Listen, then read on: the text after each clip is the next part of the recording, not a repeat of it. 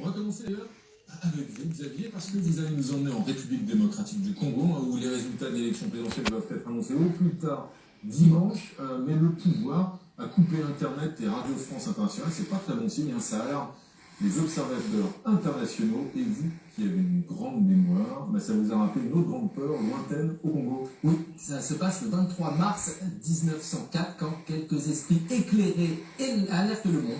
Ils disent, attention, il se passe des horreurs au Congo, République démocratique du Congo aujourd'hui, le Congo Kinshasa. À ce moment-là, c'est l'État libre du Congo, un immense territoire qui a la particularité d'être tout sauf libre. En fait, c'est la propriété personnelle du roi des Belges, Léopold II. Il a obtenu ça au moment du congrès de Berlin en 1885, quand les Européens se sont partagés l'Afrique. Et ça, lui, c'est son Congo, c'est son petit territoire, donc il fait ce qu'il veut.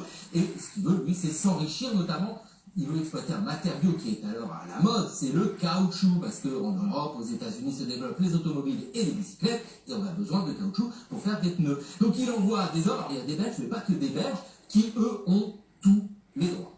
Massacre, esclavage et mutilation. Les mutilations, des mains coupées, des pieds coupés, c'est vraiment ce qui marque fortement les esprits. C'est normal, les images sont diffusées partout dans le monde, et c'est ce qui pousse en 1904 à la création de la Congo Reform Association.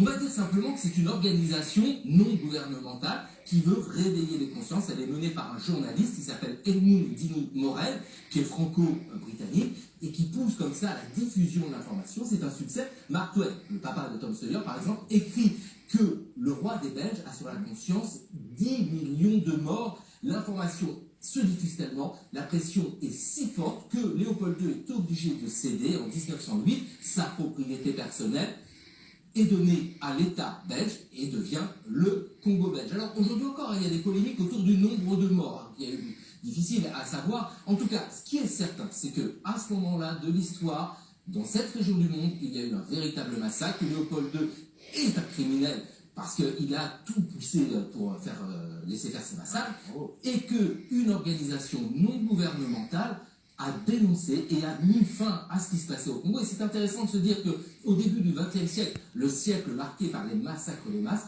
on a une organisation non gouvernementale qui arrive à réveiller les consciences. Alors, pour terminer, laissons la parole à un Congolais, Brazzaville de l'autre côté, enfin c'est le bassin du Congo, avec un adage qu'il faudrait sans cesse répéter.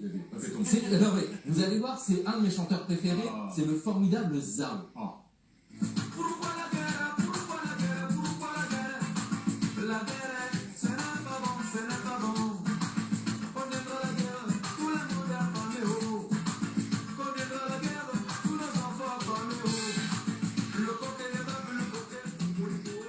C'est vrai. La guerre, c'est pas bon. La guerre, c'est pas bon. La mort non plus, Xavier. Voilà. Bravo en tout cas pour cette formidable chronique qui nous a tant appris. Une fois de plus, François, vous avez vu le défi à relever. Je sais que vous en êtes capable. Je sais que vous en êtes capable. Mais vous qui êtes bricoleur, François, vous allez revenir ce soir sur l'histoire étonnante donc, de cette Américaine qui a été